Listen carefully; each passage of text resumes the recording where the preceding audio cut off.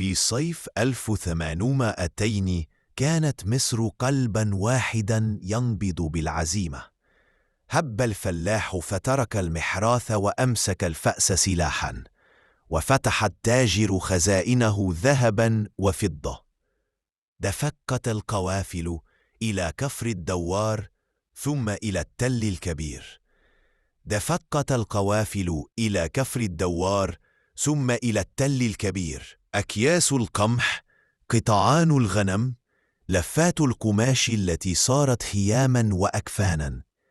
كان الجميع يؤمن أن إرادة شعب كامل تكفي لإذلال أي أسطول، لكن في الظل كانت الخيانة تباع بالقطعة. في أعلاها بخط واضح: سعود الطحاوي، شيخ مشايخ الصالحية، الرجل نفسه الذي كلفه عرابي شخصيا باستطلاع تحركات العدو. كان الطحاوي يعود كل ليلة إلى عرابي بابتسامة عريضة وأخبار مطمئنة، ثم ينعطف إلى خيمة الإنجليز ليهمس بالأسرار نفسها مقابل حفنة من الجنيهات الذهبية. قال محافظ السويس ذات يوم لضابط بريطاني وهو يقهقه: البدوي يشترى بجنيه أو 3، وإذا زدت نصف جنيه يبيعك أباه. وتباهى المستشفق بيلمر الملقب بعبد الله أفندي أمام أصدقائه في نادي الجزيرة: أستطيع أن أشتري 50,000 بدوي ب25,000 جنيه فقط. أما سعود الطحاوي فقد تقاضى 5,000 كرون نمساوية نقدا، ثمن وطن بأكمله. ليلة 12 سبتمبر 1882 صاروا على بناء البنداخ المتحكم أميحة، والخيام ترفرف بهدوء، والكلاب وحدها تسعل بين الحين والحين.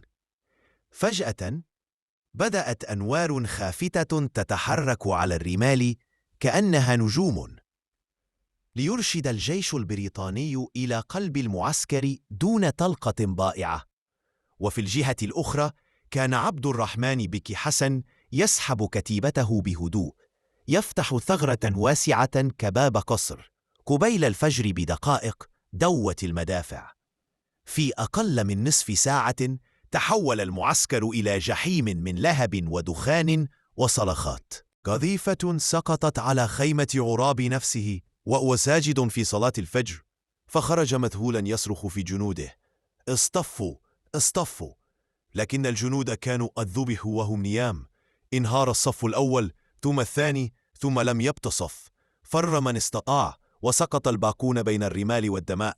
في ساعات معدودة سقطت الزقازيق، ثم طنطا، ثم القاهرة. ودخل الجنرال ويسلي العاصمة على رأس جيشه، وكأن أبوابها فتحت له من الداخل.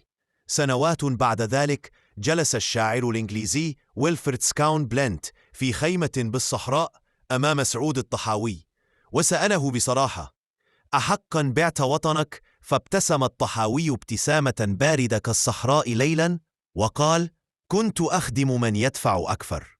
من يومها صار المصريون يرددون مثلا مرا لا يزال حيا حتى اليوم: الولس هزم عرابي. يظن الغريب أن الولس هو الجنرال ويسلي، لكن أهل مصر يعرفون الحقيقة المرة: الولس هو الجنيهات الذهبية التي اشترت الخيانة بثمن بخس، فاشترت لمصر 72 عاما من الاحتلال.